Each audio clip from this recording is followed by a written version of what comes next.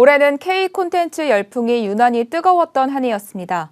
특히 K 콘텐츠와 K 댄스, ESG는 올해 대중문화를 휩쓴 대표적인 키워드인데요. 한국 사회가 이 세 가지 키워드에 주목한 이유와 이를 통한 한국교회의 과제는 무엇인지 살펴봤습니다. 김예지 기자가 보도합니다. 2021년은 우리나라의 대중문화가 국내뿐 아니라 전 세계적으로도 선전한 한 해였습니다. 먼저 ESG는 코로나 팬데믹 이후 처음 등장해 국가와 기업, 사회에 큰 영향을 미쳤습니다. ESG는 환경과 사회, 지배구조를 뜻하는 영어 단어의 약자로 대중들 사이에서도 큰 관심을 보였습니다. ESG의 첫 번째 영역이 환경인 만큼 코로나19 이후 친환경적인 정책을 찾는 손길도 늘어났습니다. 교계에선 이러한 ESG의 가치를 복음에 적용해 교회와 지역사회의 성장을 이끌어내야 한다는 주장이 나왔습니다. 문화선교연구원 백광훈 원장은 환경에 대한 교회의 사회적 책임을 강조했습니다. 공공적 목표를 이루는 교회의 비재무적인 요소들이 교회를 교회답게 하는 중요한 과제가 될 것이기 때문에 이제는 교회가 환경에 대해서 말하지 않고서는 교회의 선교적 책임을 방기하고 있는 것이다라고 말씀드릴 수 있을 것 같고요. 백 원장은 교회가 그동안 헌금과 선교 위주로 평가됐다면 이제는 건강한 지배구조가 새로운 판단의 기준이 되도록 해야 한다고 말했습니다.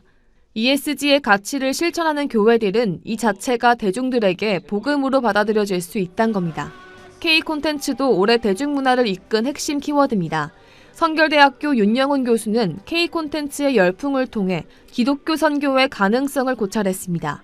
윤 교수는 문화 적응력이 빠른 K 콘텐츠에 비해 한국 교회의 적응 속도가 더딘 점을 지적했습니다. 한국의 문화적 상황은 곧 교회가 복음을 효율적으로 전할 수 있는 도구가 될 수 있기 때문입니다. K 콘텐츠 열풍은 절대 일회성이 아니고요. 우리는 그런 문화적인 질주 가운데 그 가운데 사람을 살리는 노래와 이야기가 필요하고 그런 것들이 교회 안에서 교회 울타리를 넘어서 좀 만들어졌으면 좋겠다. 이렇게 결론을 맺고 싶습니다. 온 국민의 관심을 끌었던 한 케이블 채널의 댄스 프로그램을 통해서도 한국 교회가 무엇에 초점을 맞추고 변화할 것인지 고민하고 배워야 한다는 조언이 나와 눈길을 끌었습니다. 필름포럼 성현 대표는 K-댄스를 통해 MZ세대가 가진 가능성과 힘을 발견할 수 있다며 무엇보다 MZ세대가 어떤 콘텐츠를 선호하는지 알 수 있다고 말했습니다. 하지만 교회는 잘 알려진 찬양팀이나 설교 외에는 콘텐츠가 부족해 MZ세대와 활발한 소통을 이어가는 데 한계가 있다고 지적했습니다. 모두에게 공공의 이익으로 환원될 수 있다는 것을 이 수우파가 보여준 거죠. 교회 안에 있는 청년들을 봤을 때 그만큼의 이 역동성이 느껴지지 않는 지점들, 충분히 가능성이 있고 많은 에너지가 있는 젊은이들에게 교회가 과연 그런 자리를 제공하고 있는지에 대한 질문을 좀 해보게 됐습니다.